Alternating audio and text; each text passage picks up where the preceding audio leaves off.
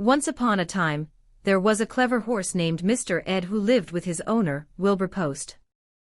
Mr. Ed wasn't just any horse, he could talk, and he had a knack for getting into all sorts of adventures.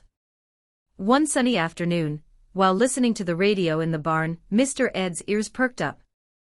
The Beatles' hit song, Help, was playing, and he was instantly captivated by their music.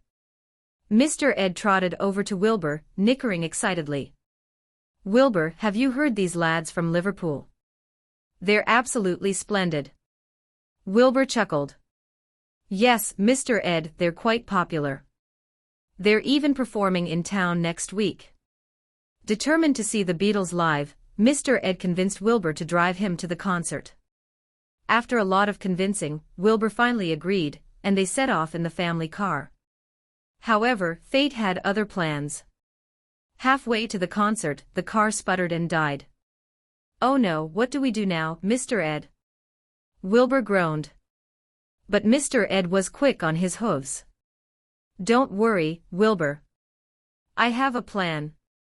Using his cunning and charm, Mr. Ed managed to get hold of some paper and a pen. With Wilbur's help, he wrote a letter to the Beatles, inviting them to Wilbur's barn for a surprise event.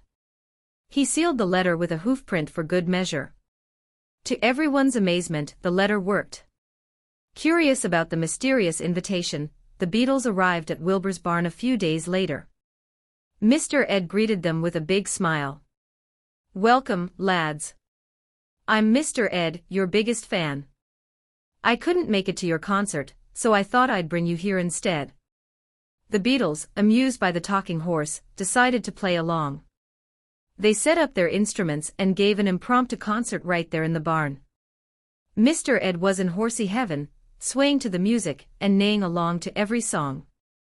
After a few songs, John Lennon decided to take a break. He wandered over to Mr. Ed and started to chat. "So, Mr. Ed, how did you come up with such a brilliant plan?" Mr. Ed winked. "Just a bit of horse sense, John. I've got a knack for thinking outside the stable." Next, Paul McCartney approached Mr. Ed. "You know, Mr. Ed, I've always wanted to meet a horse that appreciates good music. Do you have any requests?" Mr. Ed thought for a moment. "How about 8 days a week? That one's a real hoof-tapper." As the Beatles continued their set, George Harrison took a moment to sit down beside Mr. Ed.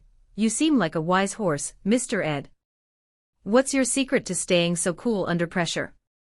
Mr. Ed flicked his tail thoughtfully. "It's all about keeping your mane in check, and never letting the small stuff get your tail in a twist."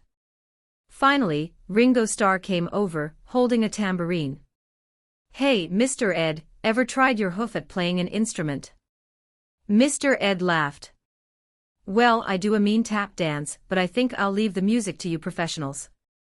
But the adventure didn't stop there. News of the surprise Beatles concert at Wilbur's barn reached Ed Sullivan, the famous television host. Always on the lookout for unique and exciting stories, Ed Sullivan decided to do a remote show from the barn. Cameras were set up, and soon the whole nation was watching Mr. Ed and the Beatles on live television. Ed Sullivan himself beamed as he introduced the segment. "Ladies and gentlemen, tonight we have a very special event. The Beatles live from Wilbur Post's barn, with a very special guest, Mr. Ed, the talking horse." The barn echoed with laughter, music, and applause as Mr. Ed and the Beatles gave a performance that went down in history. And as the final notes of Hey Jude played, Mr. Ed couldn't help but think that this was the best adventure yet.